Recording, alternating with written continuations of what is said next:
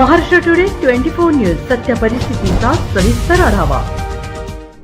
महामार्गावर सापळा रचून प्रतिबंधित गुटख्याची मोठी खेप पकडली गेली आहे। मंगळवारी 9 जूनच्या रात्री अजिंठा चौक ते इच्छादेवी चौक दरम्यान असलेल्या डिझो पेट्रोल पंपाजवळ ही धडक कारवाई करण्यात आली आहे। या कारवाईत पोलिसांनी तब्बल 21,61,000 रुपये किमतीचा विमल सुगंधित गुटखा आणि 7 लाखांची बोलेरो पिकअप असा एकूण 28,61,600 रुपयांचा मुद्देमाल जप्त केला। या प्रकरणी धरणगाव तालुक्यातील फुलपाट येथील संशयित आरोपी जोगेंद्र भिका पाटील याला पोलिसांनी जागेवरच बेडा ठोकला।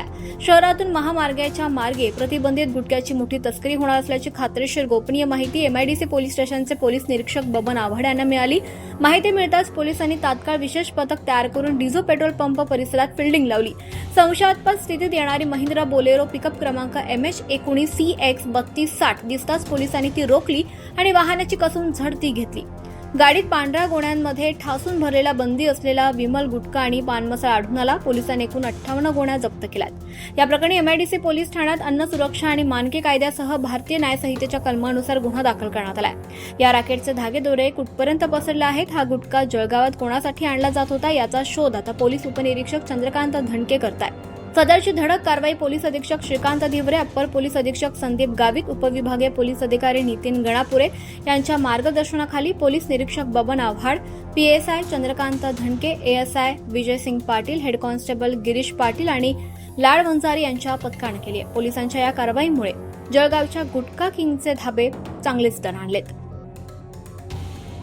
सर, एमआयडीसी हद्दीतील जे पान मसाला जप्त करण्यात आलेला आहे, एकूण किती मुद्देमाल जप्त केलेला आहे आणि किती जणांना अटक करण्यात आलेली आहे? एमआयडीसी पोलीस स्टेशनला अशी एक गोपनीय माहिती मिळाली होती की एका वाहनातून मोठ्या प्रमाणात गुटख्याची अवैधरित्या वाहतूक होत आहे। तर त्याप्रमाणे अजिंठा चौक ते इच्छादेवी या परिसरामध्ये आपण ट्रेकिंग केली असता एक बोलेरो पिकअप आपल्याला तिथे मिळाला। त्याच्यामध्ये एकूण 58 गोण्या भरलेला विमल गुटखा इल्लिगल जो ट्रान्सपोर्ट होत होता तो आपण पकडलेला आहे। त्याची किंमत साधारणतः 21 लाखाच्या वर आहे आणि 7 लाखाचा पिकअप व्हॅन असा एक 28 लाखाचा मुद्देमाल आपण जप्त केलेला आहे। तर याच्यामध्ये जोगेंद्र भिका पाटील राहणारा धरणगाव याला आपण अटक केलेली आहे। आता हा वाहन माल जो आहे हा कुठून येत होता आणि कुठे जात होता हे आज तपासामध्ये निष्पन्न होईल। या अगोदर याच्यावरती काही कुठले गुन्हे वगैरे दाखल आहेत? आता आपण त्याचं इन्व्हेस्टिगेशनमध्ये आपल्याला कळेल की याच्यावर पण किती आहेत, वाहन याच्यापूर्वी कुठं याच गुन्ह्यामध्ये अडकलं होतं का हे आपल्याला तपासामध्ये आज कळेल। महाराष्ट्र टुडे मराठीसाठी ब्युरो रिपोर्ट, जळगाव।